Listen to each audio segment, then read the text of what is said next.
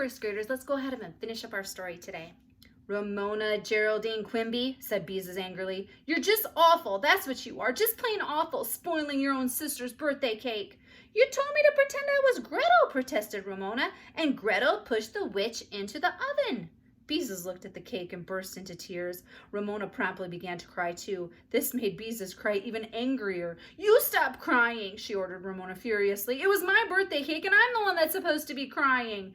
Girls, said Mother in a tired voice, Ramona, you have been very naughty. You know better than to put anything into the oven. Now go to your room and stay there until I tell you you can come out.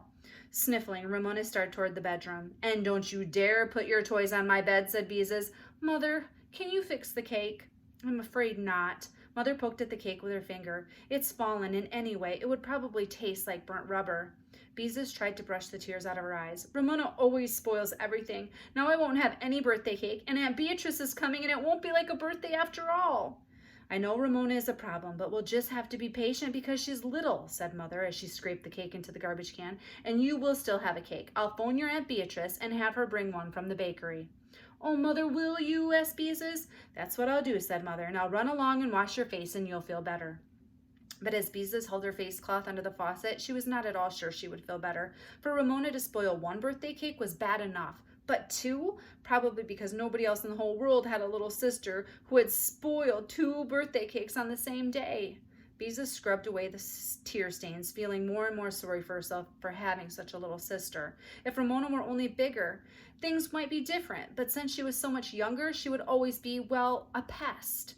Then the terrible thought came to Beezus again, the thought that she had the time Ramona bit into all the apples and the time she shoved the dog into the bathroom. She tried not to think the thought, but she couldn't help it. There were times when she did not love Ramona. This was one of them. Everyone knew sisters were supposed to love each other. Look how much Mother and Aunt Beatrice loved each other. Beezus felt very gloomy indeed as she dried her face. She was a terrible girl who did not love her little sister, like a wicked sister in a fairy tale, and on her birthday too. That was supposed to be happy. When Beezus went into the living room, Mother switched off the vacuum cleaner, which had been sucking up the crumbs Ramona had sprinkled on the rug. Aunt Beatrice said she would be delighted to bring a cake. She knows a bakery that makes a very special birthday cake, she said, smiling at Beezus. You mustn't let Ramona spoil your special birthday. Beezus felt a little better. She curled up on the Davenport again with 202 things to do on a rainy afternoon and read about making Christmas tree ornaments out of cellophane straws until she heard her Aunt Carr's turn into the driveway. Then she flung her book aside and ran out to greet her. Happy birthday, darling, cried Aunt Beatrice as she set the brake and opened the door of her yellow convertible. Joyfully, Beezus ran over to the car and kissed her aunt. Did you bring the cake? She asked. I certainly did, answered Aunt Beatrice, the best birthday cake I could find. And that isn't all I brought. Here, help me carry these packages while I carry the cake. We mustn't let anything happen to this cake. And all the way, Aunt Beatrice laughed. That made Beezus laugh too. Her aunt gave her 3 packages, 2 large ones and 1 small, to carry. The little package is for Ramona, explained Aunt Beatrice, so she won't feel left out. Mother came out of the house and hugged her sister. Hello, Bee, she said. I'm so glad you could come. What would I ever do without you? It's good to see you too, Dorothy, answered Aunt Beatrice. And what's an aunt for if she can't come to the rescue with a birthday cake once in a while? As Beezus watched her mother and her aunt, arm in arm, go into the house, she thought how different they were. Mother so tall and comfortable looking, and Aunt Beatrice so small, and yet how happy they were. Smiling, Beezus carried the gifts into the house. Aunt Beatrice always brought such beautiful packages, wrapped in fancy paper, tied with big fluffy bows. Aunt Beatrice handed the cake box to Mother. Be sure you put that in a safe place, she said, and laughed again. May I open the packages now? Beezus asked eagerly, although she felt it was almost too bad to untie such beautiful bows. Of course you may, answered Aunt Beatrice. Where's Ramona? A subdued Ramona came out of the bedroom to receive her present. She tore off the wrapping, but Beezus painstakingly untied the ribbon on one of her presents and removed the paper carefully so she wouldn't tear it. Her new book, 202 Things to Do on a Rainy Afternoon, suggested pasting pretty paper on a gallon ice cream carton to make a waste paper basket. Oh, Aunt Beatrice, exclaimed Beezus as she opened her first package. It was a real grown-up sewing box. It had 2 sizes of scissors, a fat red pincushion that looked like a tomato, and an emery bag that looked like a ripe strawberry, and a tape measure that pulled out of a shiny box.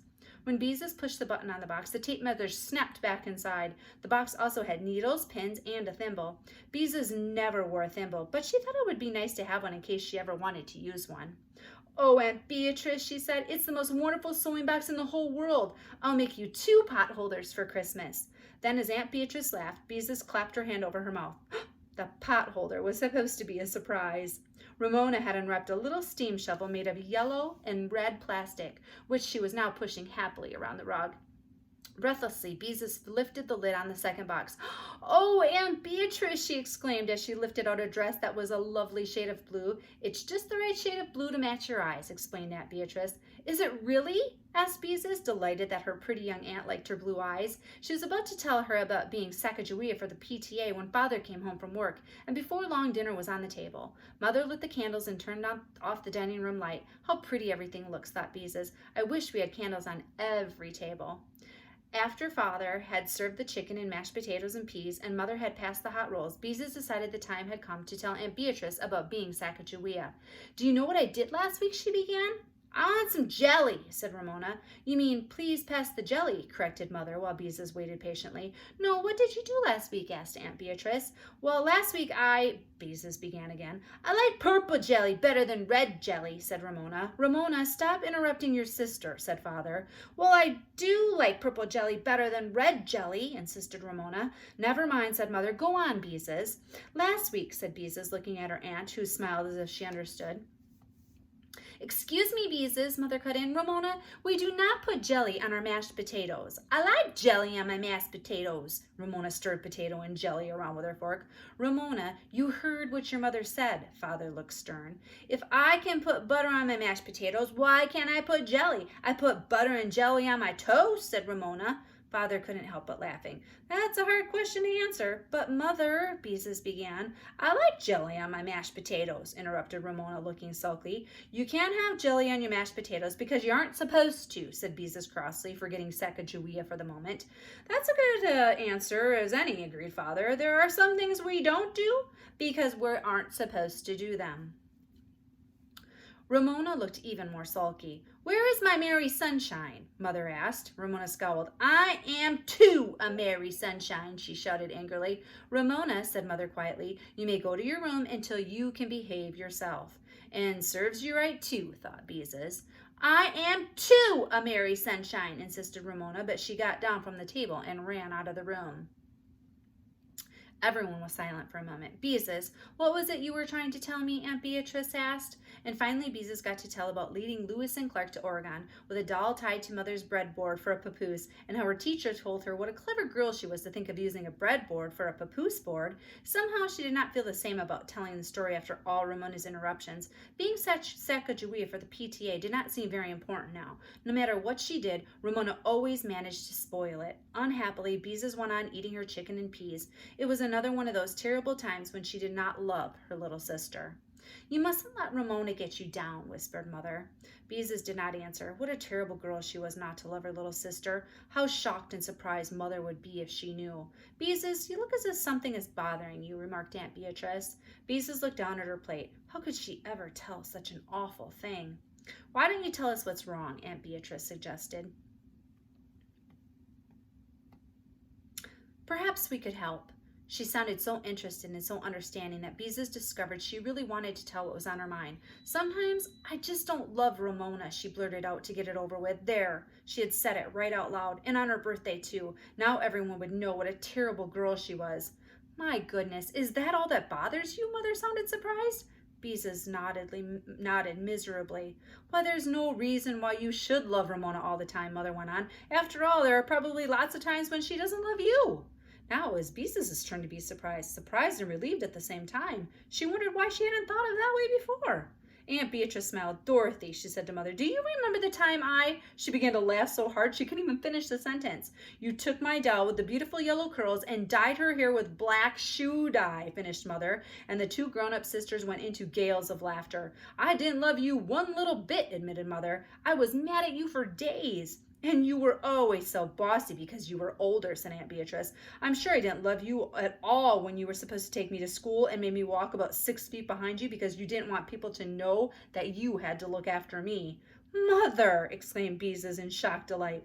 "Did I do that?" laughed Mother. "I had forgotten all about that." "What else did Mother do?" Beezus asked eagerly.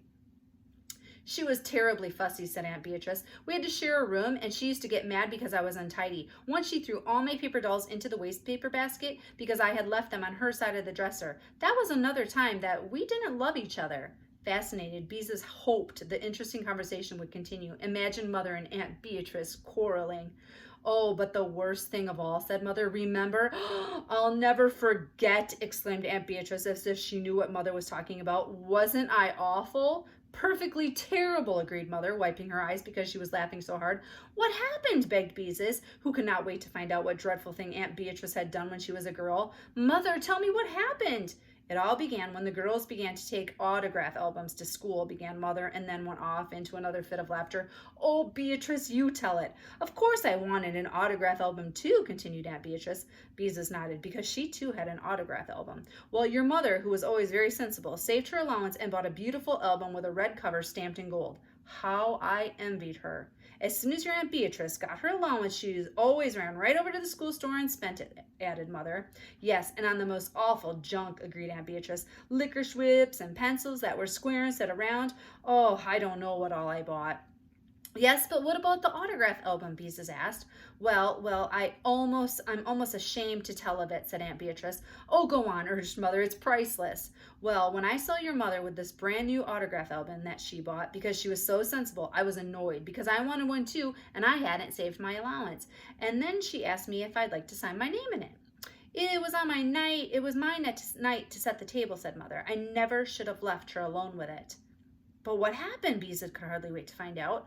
I sat down at the desk and picked up a pen, planning to write on the last page. By hook or by crook, I'll be the last in your book, said Aunt Beatrice. Oh, did people write that in those days too? Beezus was surprised because she thought this was something very new to write in an autograph album. But I didn't write it, continued Aunt Beatrice. I just sat there wishing I had an autograph album, and then I took the pen and wrote my name on every single page in the book. Aunt Beatrice, you didn't, not in Mother's brand new autograph album. Beezus was horrified and delighted at the same time. What a terrible thing to do. She certainly did, said Mother, and not just plain Beatrice Haswell either. She wrote Beatrice Ann Haswell, Miss B. Haswell, B.A. Haswell, Esquire, and everything she could think of. When she couldn't think of any more ways to write her name, she started all over again. Oh, Aunt Beatrice, how perfectly awful, exclaimed Beezus with a touch of admiration in her voice. Yes, wasn't it? Agreed Aunt Beatrice. I don't know what got into me. And what did Mother do? Inquired Beezus, eager for the whole story. We had a dreadful quarrel, and I got spanked, said Aunt Beatrice. Your mother didn't love me one bit for a long, long time, and I wouldn't admit it, but I felt terrible because I had spoiled her autograph album. Fortunately, Christmas came along about that time, and we were both given albums, and that put an end to the whole thing. Why, thought Beezus, Aunt Beatrice used to be every bit as awful as Ramona, and yet how nice she is now. Beezus could scarcely believe it, and now Mother and Aunt Beatrice, who had quarreled when they were girls, loved each other and thought things they had done were funny. They actually laughed about it. Well, maybe when she was grown up, she would think it was funny that Ramona had put eggshells in her birthday cake and baked her rubber doll with another. Maybe she wouldn't think Ramona was so exasperating after all. Maybe that was just the way things were with sisters. A lovely feeling of relief came over Beezus. What if she didn't love Ramona all the time? Didn't matter at all. She was just like any other sister. Mother, whispered Beezus, happier than she felt in a long time. I hope Ramona comes back before we have my birthday cake. Don't worry, Mother said, smiling. I'm sure she wouldn't miss it for anything. And sure enough, in a few minutes, Ramona appeared from the bedroom and took her place at the table. I can behave myself, she said. It's about time, observed Father. Beezus watched Ramona eating her cold mashed potatoes and jelly and thought about how much easier things would be now that she could look at her sister when she was exasperating and think, ha ha, Ramona, this is one of these times when I don't have to love you. Girls with birthdays don't have to help clear the table, said Mother, beginning to carry out the dishes. Beezus waited expectantly for the most important moment of the day. She heard her mother take the cake out of its box and strike a match to light the candles. Oh, she breathed happily when Mother appeared in the doorway with the cake in her hands. It was the most beautiful cake she had ever seen, pink with a wreath of white roses made of icing and 10 pink candles that threw a soft, glowing light on Mother's face.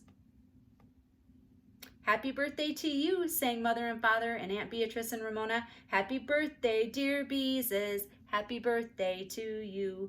Make a wish, said Father. Beezus paused a minute. Then she closed her eyes and thought, I wish all my birthdays would turn out to be as wonderful as this one did. She opened her eyes and blew as hard as she could.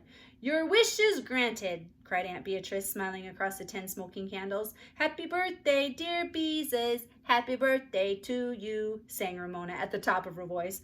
All right, Ramona, said Mother with a touch of exasperation in her voice. Once is enough. But at that moment, Beezus did not think her little sister was exasperating at all. And that's the end of our story, boys and girls. I will see you tomorrow with a brand new story.